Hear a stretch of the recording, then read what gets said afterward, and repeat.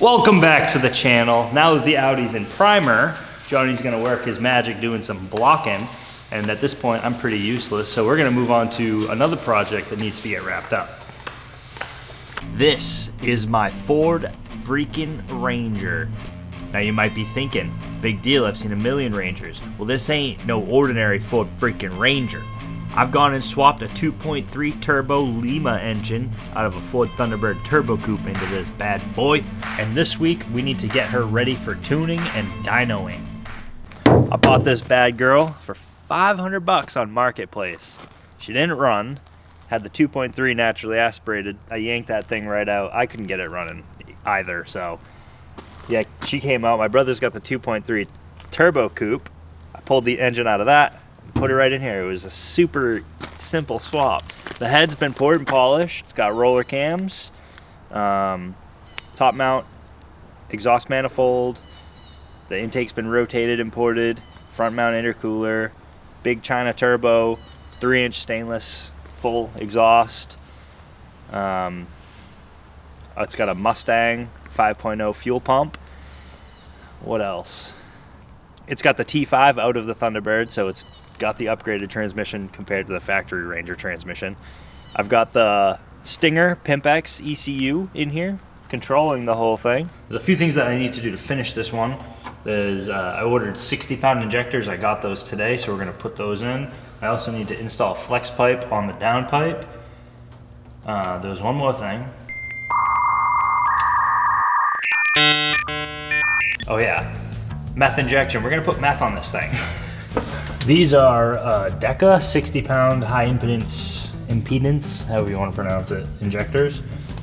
First thing we need to do is pop out the old injectors. So 1, 2, 3, 4. So these are the factory 30-pound injectors. They look, I mean, they obviously worked. I drove the truck here. But they're a little beat up. Looks like somebody hit them with a hammer a bunch of times. Makes me wonder. But since I'm changing the injectors, that means that we're gonna have to mess with the tune a little bit as well. So we might have to plug I know we're gonna have to plug the laptop into the truck after. No big deal. The reason I want to change out the factory 30-pound injectors for the 60-pound injectors is because the 30-pound injectors are pretty much topped off at around 240 horsepower, and I want this truck to have at least like mid-3s would be sweet. Also, the aftermarket ECU that I have in the truck is designed to run better with high impedance injectors versus the factory low impedance injectors. Going from 30 to 60 is kind of a big leap, but it's probably not going to use all of the 60 pounds.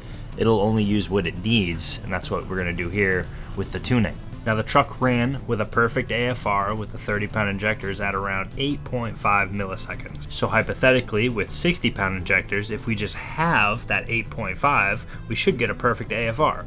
And it looks like I was right. At about 4.9 millisecond, we've got a solid AFR. And now that that's taken care of, let's move on to the exhaust.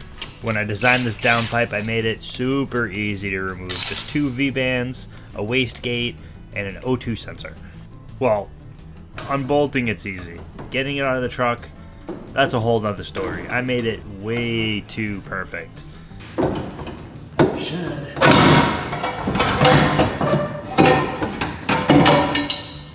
Unbelievable. There it is. I'm gonna put this flex piece right off the turbo in that vertical section there. I have to mark it and make sure I don't cut off too much. And there was really no good way to put this in the bandsaw, so I had to hold it a little bit. It was a little sketchy, but we got it cut. And a little test fit with the flex piece. Looks pretty good. Let's get it in the truck and mock it up. I'm not kidding when I said I made this downpipe too perfect. There's a technique to getting it up there, and I myself keep forgetting how to do it.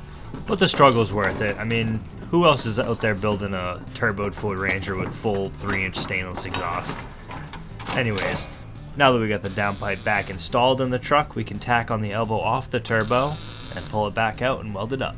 And honestly, I'm pretty impressed with the results. I mean, this kind of looks like something you might be able to buy off eBay.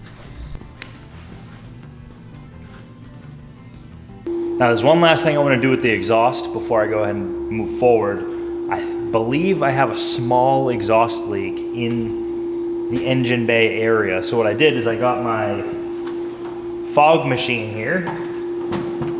I got it hooked up to the tailpipe, or the dump that's underneath, because we don't have a tailpipe. And we're gonna fill it with smoke, and we're gonna see if we can see where it's leaking. Oh, I see smoke. See it? Where's it coming from? It looks like it is pouring out of that V-band. Uh-oh. Well, I was able to get that leak to stop with a little bit of ultra copper RTV, but it looks like we are leaking from the V-band clamp on the bottom, and it's making its way up here, but that's all right. We'll worry about that later. Let's jump back on the Audi and check on Johnny. Just got back from a road trip to New Hampshire to get a door. I don't know if you guys remember in the last video, we pointed out that one of the doors on the Audi was completely like 1/4-inch Bondo. However, upon arriving, I noticed that the door, this one, is not perfect either. But it's a lot better than that one, so we can make it work. Between the two of us, we were able to get out most of the creases and dents, and we ended up with something a little more respectable. Now it's definitely not perfect, but the Bondo will fix the rest. And there's a hell of a lot less Bondo in that door than there was in the old one, so I'm okay with it. Now I'm going to spend the rest of the night helping Johnny sand in the Audi. There's a lot of rock chips in the hood. We're going to sand that down to bare metal because it's starting to rust.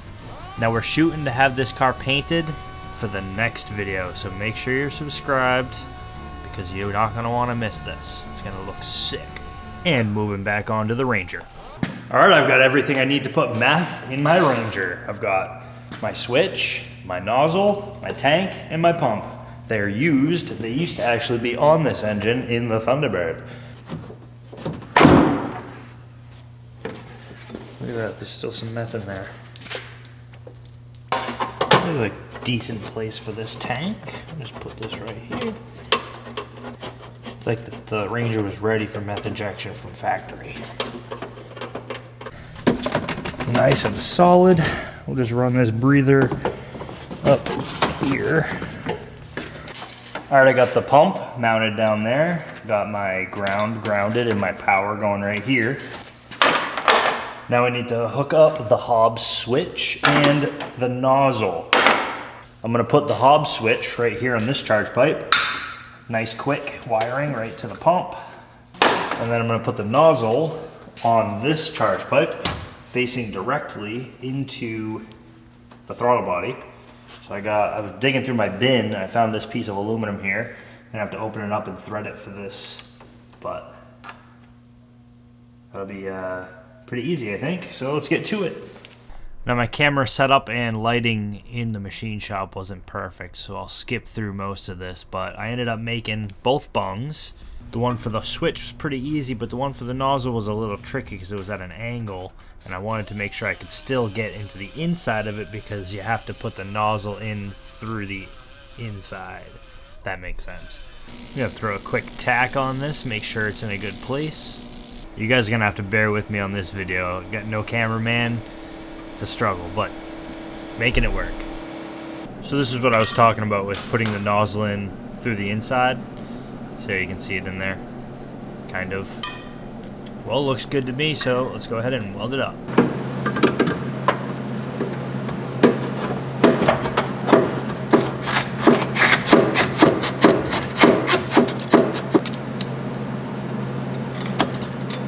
And now I'm going to weld in the bung for the switch. This one's a lot easier, no angles.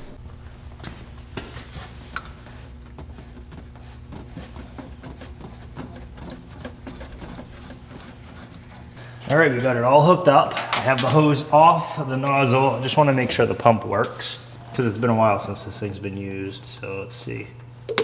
Ooh.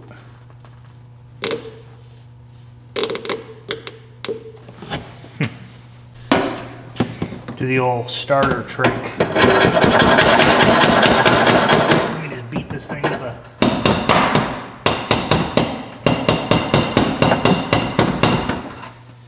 Yeah. Let's try that again. Oh yeah. Oh, it works now. she's running dry. All right, let's put some meth in the truck and see if anything comes out of that. Conveniently, we've got a whole jug of this stuff just laying around. All right. All right, let's see if we can't prime this sucker. Oh.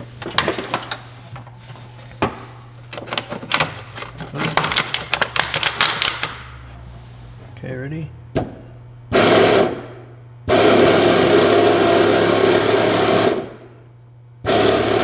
Oh, yeah.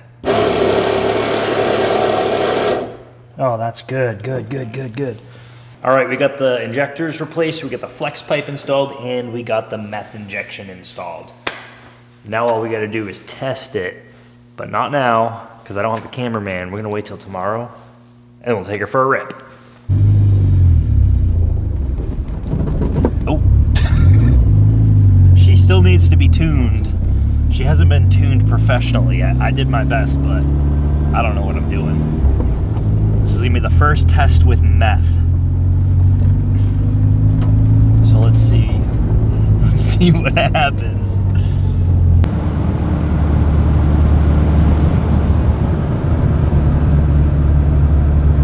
Just a normal Ford Ranger.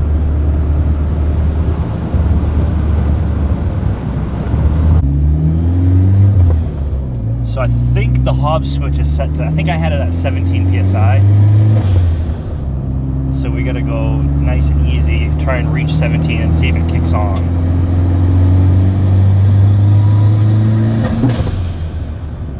Okay, so it cut right out.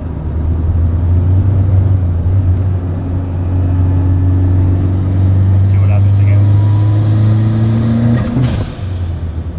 Now, maybe it's not pumping meth. Well, there's definitely something funny going on with the meth injection system, but if we control the boost and keep it low, I think we could still do a burnout in this thing.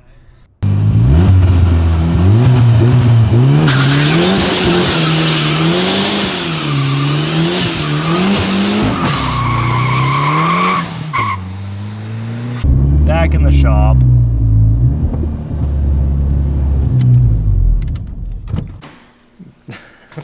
Don't look at me, I don't know what I'm doing. I've completely removed the spring from the Hobbs switch and I'm putting 30 PSI into it. And we're not getting any connection. So I don't think that we were even injecting meth. Yeah, this is a junk switch. We're gonna have to try and find one. Also, side note, we're gonna definitely have to do something about that one wheel peel. Well, as always, it's never just that easy. Unfortunately, we need a new Hobbs switch. Can't do anything with the meth without that, and can't get it tuned without that either. So I'm gonna see if there's some local places Monday that might have one in stock. Fingers crossed I can source some of that Monday, but it's looking like you guys aren't gonna see this thing on the dyno until the next video. So I guess the next video is gonna be a pretty big one. Ranger's going on the dyno and the Audi's gonna be painted. That would be nice.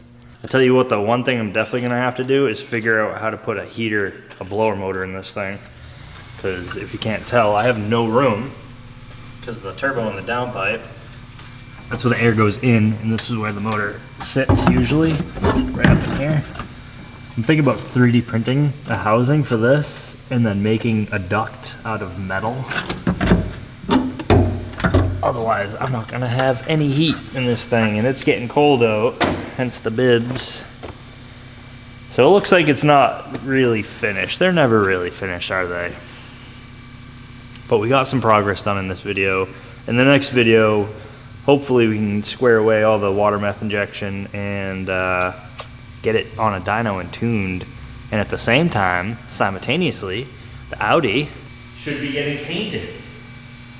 So if that's painted, and this thing is making some serious numbers on the dyno, it'll be a good week. This week, not that great. Next week. Also, merch, it's right on my profile if you guys want to check it out. I haven't sold any merch in a while, so do me a favor, go check it out.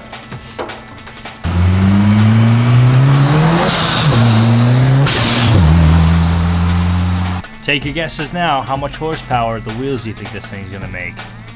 We'll find out in the next video.